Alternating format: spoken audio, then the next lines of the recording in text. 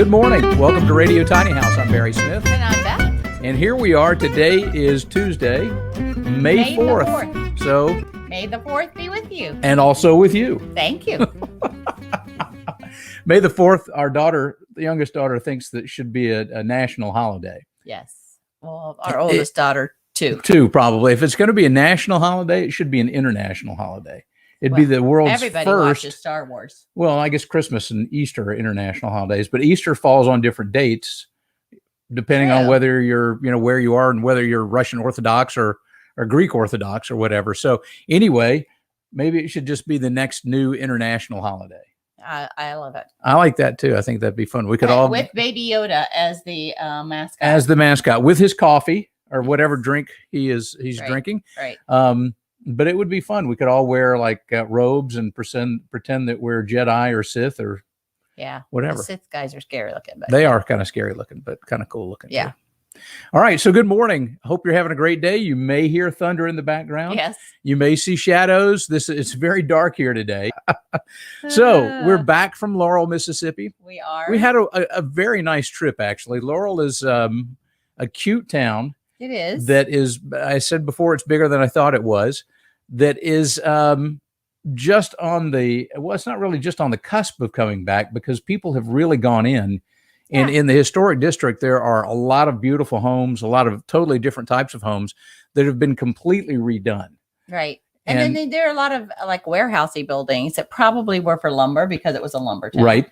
They're sort of just boarded up, but mostly, and of course, we didn't get a lot of video of the our former episode that we put up. I had put some Laurel video in, but we didn't get a lot of video of the actual downtown like shopping district that you see on the hometown TV thing because the roads were they were tearing up the roads, and so not really very attractive to see cars parked all around and orange barrels everywhere. Right. So we didn't do a lot of videotaping right in the middle of downtown because they're probably getting ready for tourist season this summer. Right. Well, but that's the good thing though, because they are fixing things, and they're a lot of bringing lots of money into that town. The asphalt roads around Laurel had holes in them, or had just been thin patches of asphalt that you can see the brick road underneath. So they may be hopefully going back to fixing brick roads.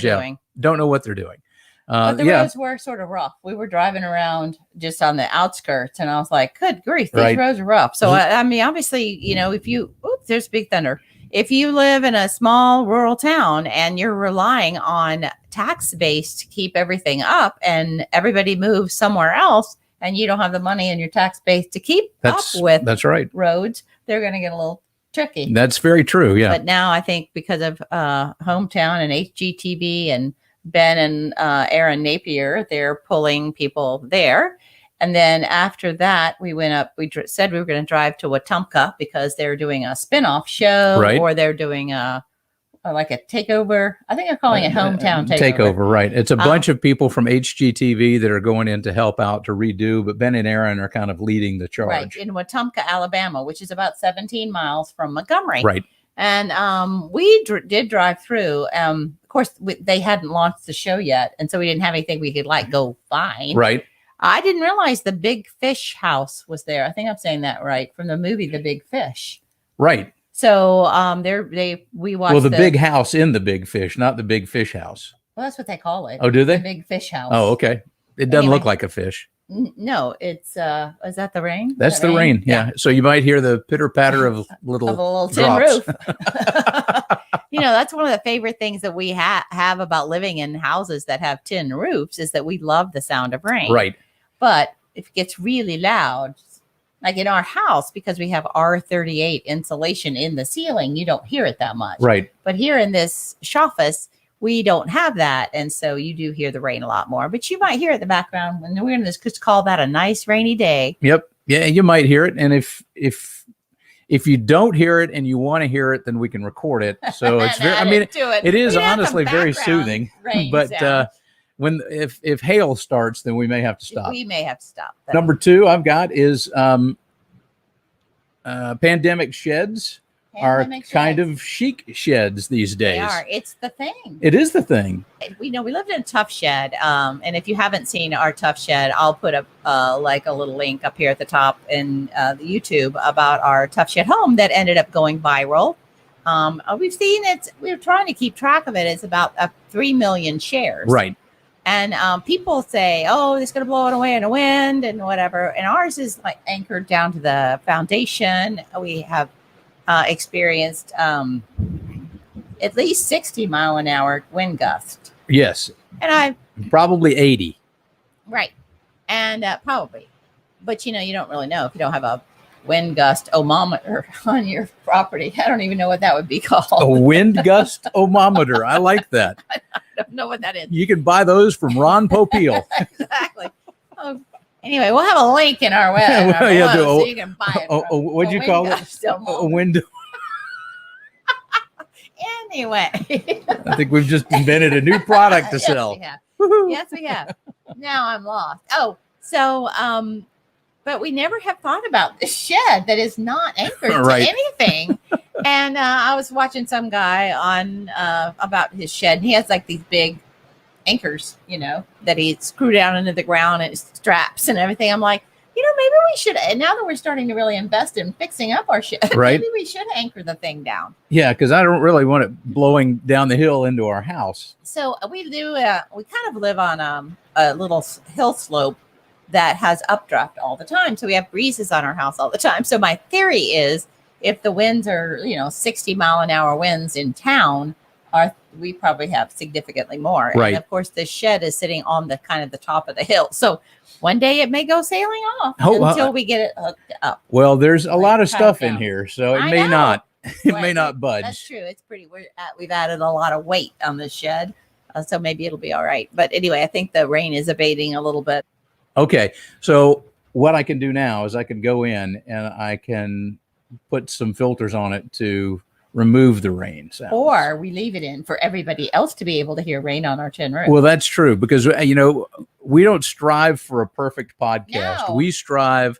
I mean, I'm an audio nerd, and I want there to be good audio always, but Well, I want he's it to be natural. Well, he's a voice actor. And so in order to be acceptable to do radio commercials and things like that, you can't have a lot of noise in the Right. background. So you need to be that. But for what we're doing for this is real life. I mean, unless they can't hear us, and then there's Then that's a problem. Then that's a problem. But anyway, so we went to Laurel. We did that. Yes, we talked about sheds pandemic are sheds in. or shake. Yeah. And they're actually calling them that now. I didn't really think that Yeah. there would be such a thing, but a lot of people have built them for extra space.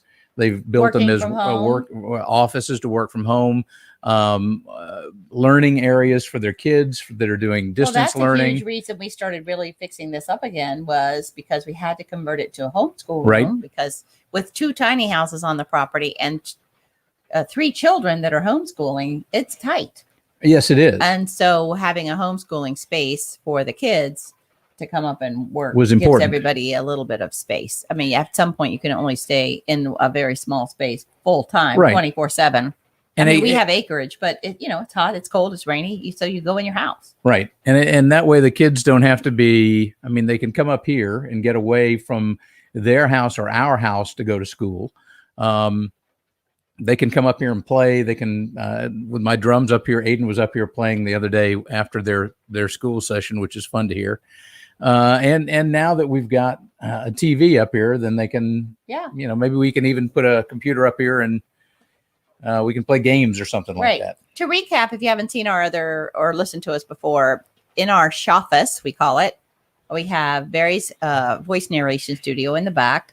And we did have a little podcast studio right beside his voice narration studio, but now we've put his drums up because we've had them forever and he hasn't been able to have a space for them. And as we've expanded ourselves out in the front part. So his drums and Which does a lot of good things for us. It doesn't. Yeah. It's not as nice from an acoustic standpoint, but from a video standpoint, we've got more options of where to put cameras and lights and things like that. right, and So, we're still playing with that. Today was dark, so everything we were doing was totally different than the days that are light, Right. because we had window light coming in. And I've been playing with spray painting the windows and everything's a little different. So anyway, we'll get And into it. we have no overhead light here. So Yeah. I'm thinking about putting a chandelier with candles in it.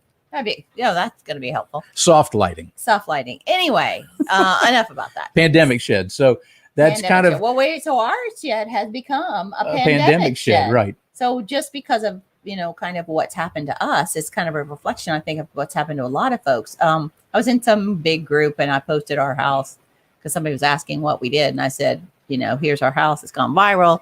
And some lady's like, oh my gosh, I've seen that house. I want it. And I want to have that to be my husband's work studio. So a lot of people have done that. Right. But the problem with that is part of that is that we've created not only a lumber shortage for construction, right? For normal construction, building houses, there's no housing inventory. That's all gone crazy. But people are trying to buy and build sheds too. Yes, indeed. That's right. So ratcheted up the prices of sheds. Lumber's crazy. But we decided after talking about the lumber shortage and finding out all these other things that we're going to do a feature for a little while called Weird Pandemic Shortages. Right. We actually ought to have I could put an intro button on here and we can do weird shortages or something like that. Weird pandemic So something that would be fun. Because they are weird. They are weird. It's weird what we're out can't of. find. I mean, the first weird thing everybody was out of was toilet paper. I still don't understand that. Yeah. I My understand theory is- Kleenex if you have, cold kind of symptoms from COVID. I understand food and water, but I don't understand toilet paper because it was not a gastrointestinal But virus. I have a theory about Okay. that. So I think that suddenly people knew they couldn't go to the store, Right. so they bought ahead. But also they had to increase their toilet paper usage at home because They weren't hubby going to work. wasn't going to work and the kids weren't going to school. And suddenly mom's going, we don't have any toilet paper, so buy extra when you go. Right. And then when they realized that shortages were happening, they decided to buy more extra. Right? That's a strong possibility. Strong possibilities. That's my thinking. Everybody had to poop at home. Everybody had to poop at home. That's true. That's true. Anyway, all right. So here's some weird pandemic shortages that we've discovered. I knew you. I knew you He's having a hard measured time thinking in- that I said poop on in home ec, but I didn't know you were a poopinator too. But I said the P word on a podcast. All right. So here's two. Other than the ones we've just talked about, lumber and toilet paper. Outright. Right. Here are the two newest The ones two, that I know about. and one of them is incredibly weird. Incredibly weird. Subfloor glue. That's the weird one. I don't know. I think the other one is weird. Well, that could be, but why? It's subfloor glue. I don't know. So is that different than glue you'd put up, like the wallboard that we put up? Yeah. Is that liquid nails? I different don't know. than liquid nails? I don't know. Maybe that's what's short. But some guy said, I can't find subfloor glue, which I didn't identify or whatever. But that was just like, that's a weird one. That is a weird one. Right. And then my daughter was telling me, we have a daughter who's a florist, and occasionally from time to time in our tiny house shed homes group, I'll post some of her stuff because I'm often building things for her, and once you learn how to build stuff, it's fun to build more stuff if it's easy, or yes, you get tired of it like we've kind of do some days and don't want to finish our projects. But anyway, so she was telling me that she couldn't get spray paint. I'm like, why can't you get spray paint? She said, because there's a steel shortage and they can't make the paint cans. And I'm like, a steel shortage? First off, I didn't think about that. And then of course, I was thinking about, we've been talking about a steel converting, like designing a steel House, home. right. And the guy hasn't gotten back to me lately. I'm like, well, that might explain it. But also not having spray paint. Who would have ever thought that? In the pandemic, we'd have a spray paint shortage. Right. So I we've would probably never got a thought it. ton of the paint product, but nothing But to put nothing it to in. put it in. So That could be the subfloor glue problem too, because at the top there's a piece of steel or a piece of metal. Of yeah, some sort. aluminum, maybe something that you can pierce. But I mean, it also may be that there's just not enough wood to make wood pulp to make the cardboard tubes Who to put those knows? things in. Who But knows? anyway, the subfloor glue and the paint cans were our first two. First that we two, thought yes. For the weird pandemic shortage. Every week, we're going to try to find a weird pandemic shortage for you. Just for fun. Hopefully, it'll be building related, shed, home, tiny house, either redoing or building or something along those lines, home improvement, or bodily function related. I don't know.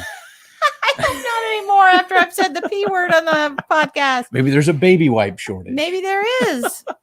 Maybe there's a diaper shortage we don't know about. That would be bad. I didn't know about the paint cans and I didn't know about steel. So it's just going to be fun to figure that out. Yeah. And then reading about it, steel is, I thought that there are tariffs right now on Indian steel and Chinese China, steel. I think, right? Right. And I think the Biden administration is looking at pulling those away. I'm not going to have a political discussion about whether tariffs work or not. But I thought that with the tariffs in place, that the U.S. steel corporations would, not U.S. Steel itself, but U.S. steel manufacturers, Right. Would kind of pick up that slack. But they're still running at only about 67% capacity. Well, probably that's because of getting people to come to work. I will because bet you back money to that's the what whole it is. point is, we talked about this the other day, that a lot of people are on unemployment and are staying on unemployment because it's financially viable for them. So why go to work in the steel plant? I don't know how much you make in a steel plant, but Well, anyway, they usually that. made higher than average wages. So yeah, I don't know. but or I people don't are know. sick, or they're worried about their family, or they're worried about COVID, or they haven't gotten their shots yet, or whatever. They can't wear a mask in a steel plant. I don't know what all that's about, but anyway, I know we get like there's environmental issues around steel and all that stuff. But anyway, we got to have stuff. We do have build to have stuff. and to live. Like I have to have travel mugs, made out of steel. Right. By the way, and we're not endorsed by Aaron and Ben Napier, but this is Big Ben Deluxe blend coffee that I'm drinking that they sell at both the Laurel Mercantile and at the Scotsman Trading Company. And it's excellent coffee. This will be my go-to coffee if I can order it online. If not, then I guess we'll have to go back to Laurel. Not on Sunday. That was a part of our problem. All right. So news, tiny house news. Tiny house news. There's Greenville County, which is in South Carolina, has a lot of people in our tiny house shed homes Facebook group ask about living in South Carolina. Right. And so we're trying to focus on one state at a time to try to help people know what they can do. And most people, in most states, if you want to live in a tiny house on wheels, you need to be in an RV park. It's considered an RV. So don't think you're going to go buy one and just live anywhere, because you can't. And don't think you're going to go buy a shed conversion and just live in it anywhere, because you can't. So you got to do work and research about that. So what I'm trying to do within our group, or within, that's the easiest place to put it, is to do a state at a time. Hence the South Carolina conversation we're having today. So I'll try to focus on, I don't know if I can do, I would like to do one whole state a week. It's just a big job, because there's so many different things about. But that's a lot of research and it takes a lot of time. But anyway, so we're talking about South Carolina this time. We know Georgia. There are 2 or 3 counties in Georgia that don't have building codes. A couple in middle Georgia and one in the far northwest corner. And there's a tiny house community up there. Right. So let me just throw this out, because you did once in the group. So if you are listening and you're a member of our group, if you're not a member of our group and you want to be a member of our group and you want to help out, if you want to be a state, I don't know. I'm calling him a state representative. State representative, or a captain, or whatever, a state representative. Okay. And information about your state from a tiny house or shed home standpoint, and you want to help other people, then let us know that. And you can help us compile information on your state. Right. Because there's a lot of general stuff out there, but it's not. The problem with Facebook groups, the people and a lot of tiny houses are going there to find information, is they're not accurate. And I'm like, no, you can't do that. And, anyway, it would help to have others helping me help other people. In a perfect world, I would love to be able to buy a piece of property or in a rural area and just go build whatever I want to build. Right. But we know that's not, in No, many no, cases, way that's too not many. possible. There are some counties that you can do that in, or in which you can do that. That's But much better. thank you. And that same. I try to same as with the always, preposition. properly speak English. Excellent. I don't try to speak proper English, but I do try to speak properly. Right. It'd be great if you could do that, but you can't always do that, and you need to check the laws in your area and the regulations in your area before you just go plop down a house somewhere or a yurt or live in an RV or anything like that. Make sure that you're doing it legally, because if you're not, then they can kick you out. All right. And then you've lost everything in your investment. But anyway, Right. so we got sidetracked. Yes, we did. So Greenville. So Georgia, I just kind of did a recap of Georgia because that's where we live. Right. I'm now headed to South Carolina. That's just going to be our South Carolina focus. I know that in most of South Carolina, you can't build tiny. There are a few cities that are trying to work for it. I would love to see them down by the coast because I think a lot of people would like to live. You'd never be able to do it in Charleston. Right. But there's Walterboro, which is between Charleston and Savannah. Yeah, I'd love to Walterboro, see one right Summerville there. would be a great place to do Yeah, it. Summerville. But anyway, so South Carolina, Greenville had on the lake. Greenville County. It's the city of Greer. Right. Greenville County had on the lake, which is, I think I said Lake Cunningham. They have a tiny home community. Right. And I looked at the plat, and it's very much like a campground. Right. There's just the houses are butt up against each other. It just looks like a campground a pull through campground space. The way it's laid out is very campgroundish. Very campgroundish. Looks very tight.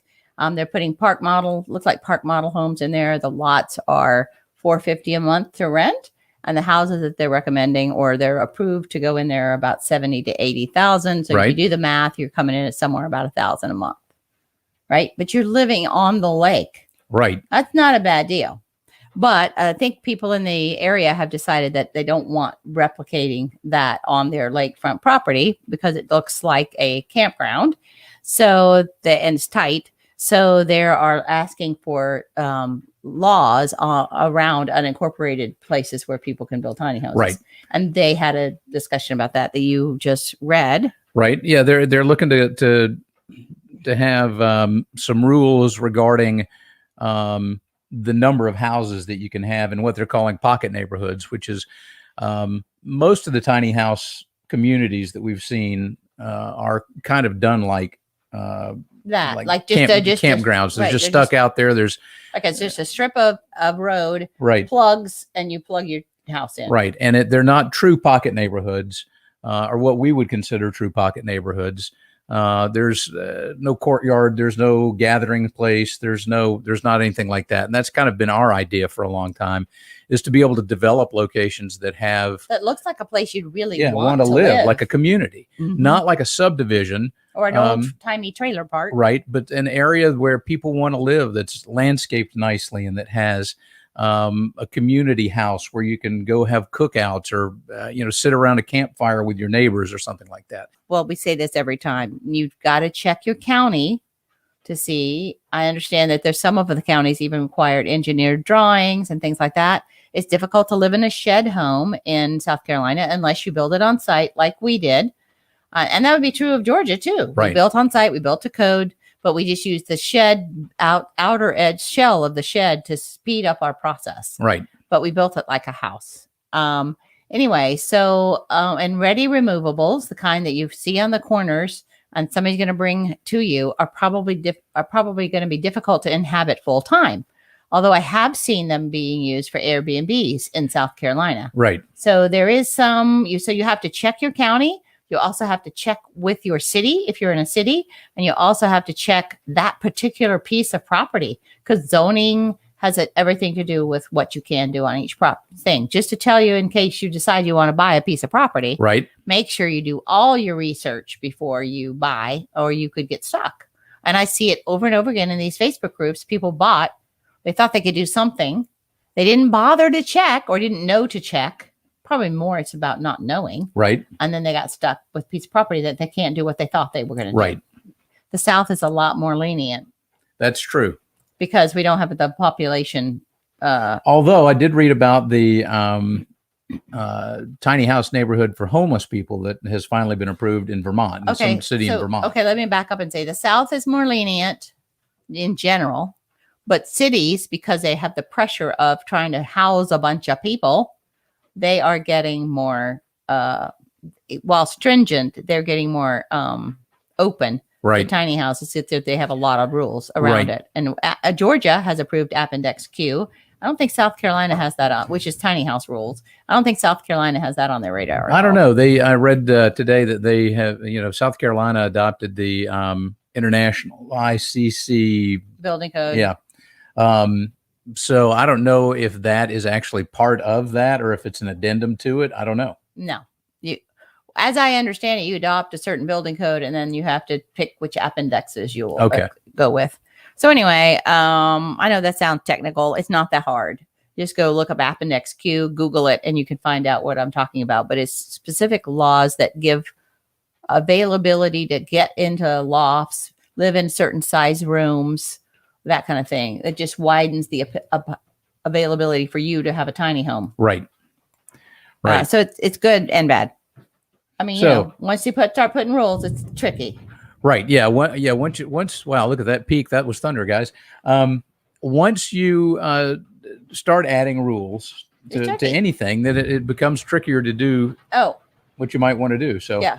But I do want to say, well, I'll add that later. I was going to talk about why we're actually in the podcast studio. We didn't do that at the beginning. We had plans for today.